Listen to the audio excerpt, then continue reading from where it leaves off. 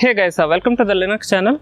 When you do a Raspberry Pi based Internet of Things projects, and if you do a kernel compilation of Raspberry Pi, make sure the Raspberry Pi's power adapter is connected to an UPS, and alternatively you can use some kind of a solar power system so that you can power the Raspberry Pi system uninterruptedly, and you can finish your tasks. And in case if you are deploying it in a remote locations, in that case you may need a sort of solar or some kind of off-grid power source as well. So in this video I'm going to show my test rig which I use sometimes to power my Raspberry Pi device. You can choose to use in multiple ways. I'm just going to show you some couple of ways I power my Raspberry Pi device.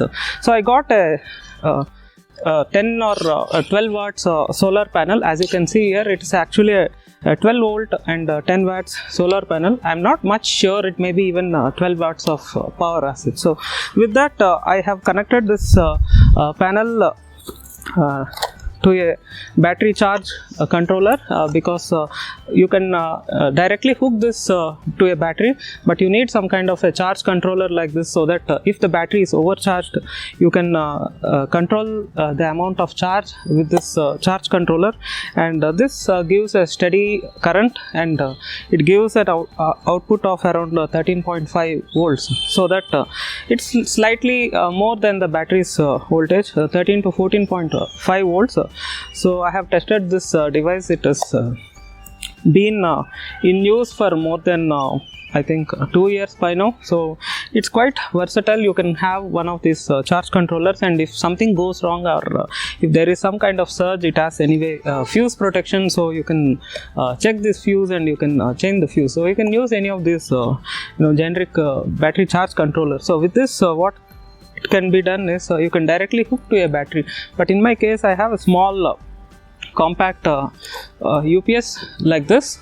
The reason to choose this UPS is it's a low power UPS, unlike you get it for a computer which is going to be like if you buy an APC UPS, it is going to be like 600 VA or something like that. So it's a sort of overkill for your Raspberry Pi project, because it's a low power system. So what is the advantage of this UPS is you have the same battery as any standard APC 600 VA UPS like 7.2 Ah 12 volt battery. So with that the lead acid battery, so with that what happens is you get the same battery capacity. Since the Raspberry Pi device is extremely low power device, you can hook this device and you can turn it on for almost like 12 hours continuously. So or else if it is connected to a solar charger, something like this, you can turn it on continuously for more than 24 hours, so in a typical day and night cycle. So that's the beauty of this. And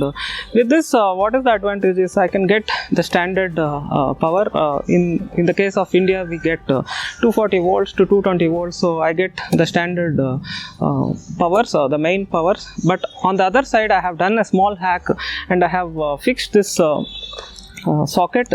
So with this socket and as you can notice, this is the charge cable, so you can connect it to a standard power source and you can charge this UPS, but I'm not using this UPS for that purpose. So that's the reason I have tied this power cable with a twisty tie, as you can see here. So with this what I can do is I can connect this charge controller, and I have color coded the positive and negative sides, and by any chance I should not kind of twist it other way around.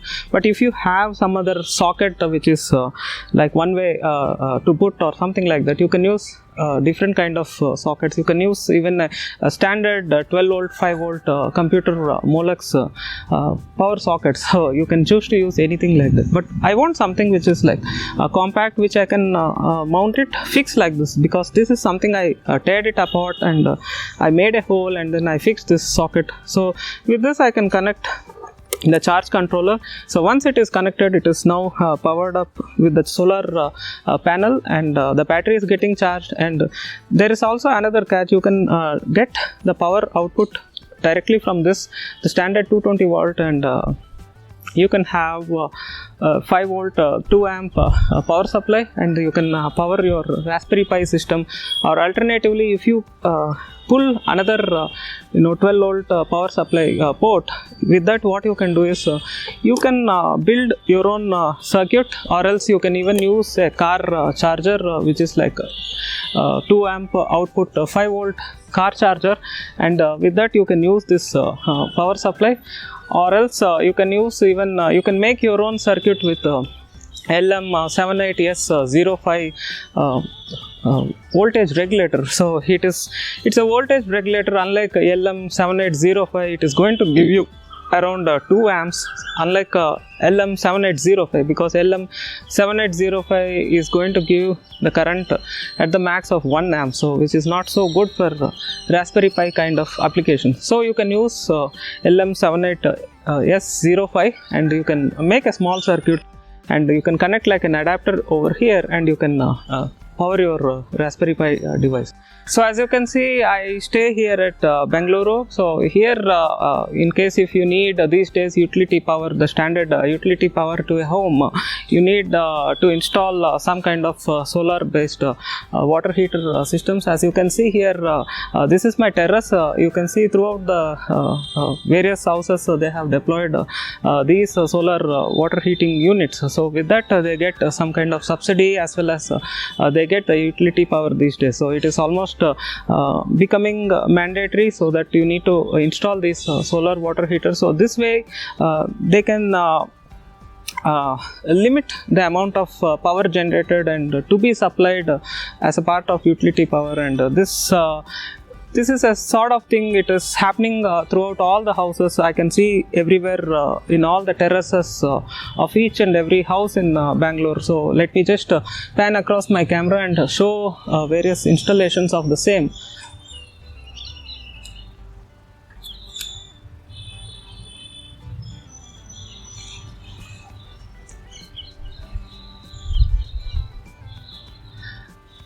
So as you've seen overall in various houses, so this is what it is becoming a norm, and I definitely like it, because sometimes generating power from a solar panel is not that efficient, whereas heating the water is much more easier, and it is directly going to save away, and you can do away with your standard geysers, and it is going to save a lot of current in generic to be used from utility power, and instead you can use directly from these solar based water heating systems. And these systems store it in a sort of heat insulated storage tanks, and that's why every unit comes with its own heat insulated thermally insulated storage containers. And once the water is heated, it is stored in this reservoirs, and anytime you open the taps in your bathroom, so you can just directly use. So that's all guys for this episode. I hope you guys liked watching this video. In case if you have any queries or suggestions, and in case if you have any doubts with respect to your setup, or else you need to discuss your setup, the pictures or whatever, you can post it across in my email, or else if it is a generic discussion, you can post it in my YouTube comments. So thank you once again for watching this video. Have a nice day. Bye bye.